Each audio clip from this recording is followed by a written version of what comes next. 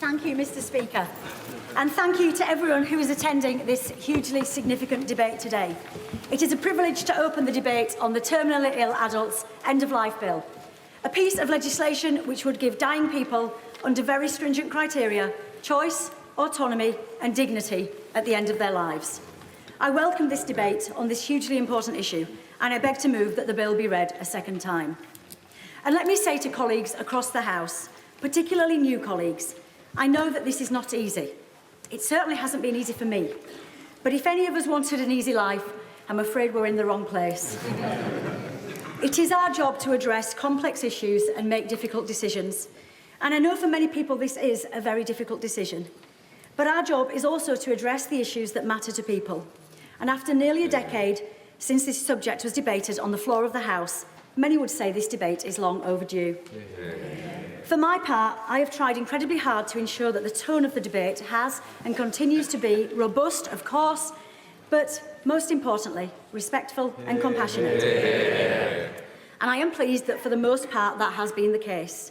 I know I can be confident that that same tone of respect and compassion will be adopted by colleagues today, whatever views they may hold. This is particularly important as we have people in the gallery who have a very strong personal interest in this issue. People who hold a range of views, but some of whom have lost loved ones in very difficult and traumatic circumstances, and others who are themselves terminally ill. And I want to pay a huge and heartfelt tribute to those families and to every single person who has contacted me about this issue, and in many cases shared their own very personal stories of loss and death. I know from my own personal experience of grief that telling your story over and over again takes energy, courage and strength. And I'm incredibly grateful to you all. It is your voices and your stories which have inspired me. And Mr. Speaker, such stories are difficult to hear, but it is vital that they are heard as they are at the heart of this debate. And they show that the law is failing people. And where that is the case, we have a duty to do what is right to fix it. For those who are here today or watching at home, they are dealing with the very real consequences of the failings of the current system. I will start by recounting just a few of those stories. Warwick was married to his wife Anne for nearly 40 years. She had terminal peritoneal cancer, which meant she couldn't breathe properly. She spent 4 days gasping and choking, remaining awake throughout, despite being given the maximum dose of sedatives, and eventually died of suffocation. She had begged Warwick to end her life, but as he stood over her with a pillow, he could not do what she asked, as he didn't want that to be her final memory of him. Anne had excellent palliative care, but it simply could not ease her suffering. Tim fell in love at first sight when he met his wife Louise. He proposed after just 3 days. But Louise got cancer twice, and at the end, the morphine simply could not control her pain.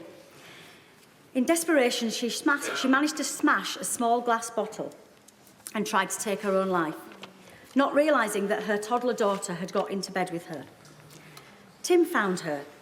He says, you get to a point where you stop praying for a miracle and start praying for mercy.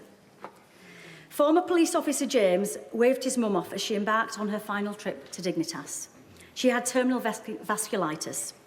James desperately wanted to accompany his mum and hold her hands during her final moments. But he knew, because of his job as a police officer, it was just not possible. Indeed, she insisted he must not go with her. So she went alone. No one to hold her hand, no proper goodbye or funeral. These are just a few examples of the heartbreaking reality and human suffering which far too many people are experiencing as a result of the status quo. And the public know this. Mr. Speaker, I've always been keen to ensure that my politics stays rooted in the world beyond Westminster. And it's clear that public opinion is very much in favour of a change in the law. Polling shows consistently that around 75% of people would like to see the legalisation of assisted dying for terminally ill, mentally competent adults.